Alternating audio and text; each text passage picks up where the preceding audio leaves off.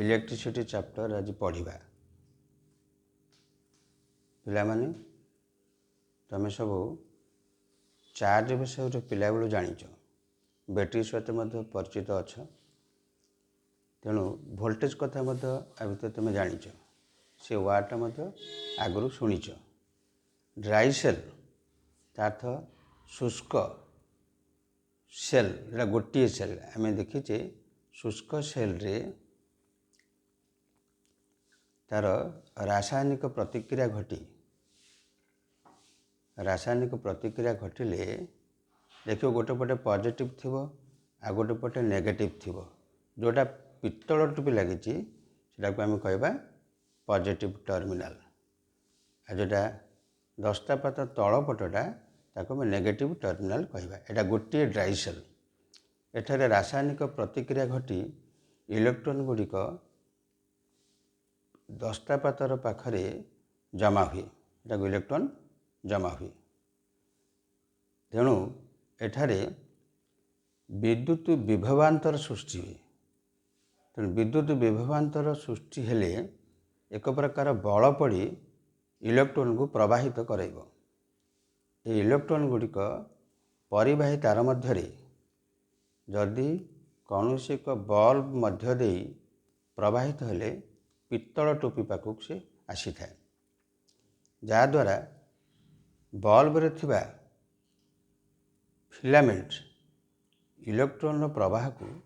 प्रतिरोध करे फल फिलामेंट ताती जाए एवं जले पुनश्च इलेक्ट्रॉन ता मध्य दे पित्तल टोपी पाखक आसे। तेणु वर्तमान आम इलेक्ट्रॉन प्रवाह कथा जानिबा विद्युत विभवांतर जोगु ही इलेक्ट्रॉन प्रवाहित होची विद्युत विभवर पार्थक्य है ताने आपको कहवा पोटेंशियल डिफरेंस जो पटे इलेक्ट्रॉन गुड़िक जमा हुए ताको कह जाए लोअर पोटेंशियल एवं तार विपरीत पट्टा कह जाए हायर पोटेंशियल। लोअर पोटेंशियल रु हायर पोटेंशियल को इलेक्ट्रॉन प्रवाहित हुए तेणु इलेक्ट्रॉन प्रवाह हेले विद्युत सृष्टि है बोली कह जाए विद्युतर प्रवाह है हेले चार्जर प्रवाह होची इलेक्ट्रॉन जो दिगरे प्रवाह होची तार विपरीत दिगरे विद्युत स्रोत प्रवाहित है बोली कह जाए। बेंजामिन फ्रांकलिन मत अनुसार इलेक्ट्रॉन प्रवाह जो दिगरे होची तार विपरीत विद्युत स्रोत होता है। वर्तमान कौन करवा इलेक्ट्रॉन को प्रवाहित कराइबा इलेक्ट्रॉन प्रवाहित कराइले वोल्ट अर्थ विद्युत विभवांतर कह जाए पोटेंशियल डिफरेंस तो ओडिया रे कह जाए विद्युत विभवांतर जहाँ आम वोल्टेज कथा मत जाचे ताले एक वोल्ट 1 वोल्ट अर्थ 1 कूलम चार्ज को प्रवाहित कराई 1 कूलम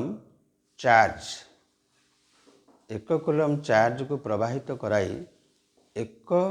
जूल काम करि पारथु 1 जूल काम करिवो ताको कह जाए 1 वोल्ट 1 वोल्ट जानिले अर्थ 1 कूलम चार्ज प्रवाहित कराई 1 जूल काम करिवो। इलेक्ट्रॉन रो आमे देखिबा चार्ज इलेक्ट्रॉन रो चार्ज रा गोटे इलेक्ट्रॉन चार्ज -1.6 × 10⁻⁻19 कूलम अर्थ 1 इलेक्ट्रॉन चार्ज है -1.6 × 10⁻⁻19 कूलम ताहले देखिबा 1 कूलम केते इलेक्ट्रॉन हबो 1.6 × 10⁻⁻19 coulomb is equal to 1 electron ताहले 1 कूलम केते इलेक्ट्रॉन हबो 1 electron by 1.6 × 10⁻⁻19 is equal to 1.6 रखिके एटा ऊपर को जेहेतु नेगेटिव अच्छी ना ताहले 10⁻+19 होगला इंटू एटा इलेक्ट्रॉन अच्छी बाई 1.6 एथर दशमिक को उठेबा दशमिक को उठेले 10 × 10⁻19 इलेक्ट्रॉन बाई 16 है आपको यू 10⁻19 थिला गोटे 10 एपटू बाहर कले 10 into 10 into 10 to the power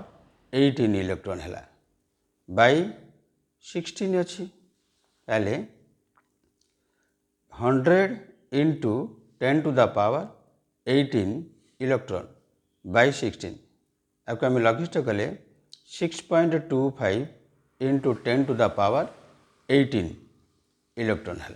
earth 1 coulomb is equal to 6.25 10 to the power 18 electron. अब देखिए 1 वोल्ट जदि कहवा ताहले 1 कूलम चार्ज प्रवाहित होई 1 जूल काम करि पारथुबो। 1 कूलम चार्ज प्रवाहित होई 1 जूल काम कले ता कुआ जाए 1 वोल्ट ताते केते इलेक्ट्रॉन प्रवाहित कराबे 1 volt 6.25 into 10 to the power 18 electron flow हुई। बर्तमान देखिए अर्थ आम चार्ज को एथर प्रवाहित कराइबा चार्ज प्रवाहित हेले विद्युत स्रोत हम अर्थ विद्युत स्रोतर एकक विद्युत स्रोतर एकक विद्युत स्रोत ताको आम सिंबलिकली आई बोली नेबा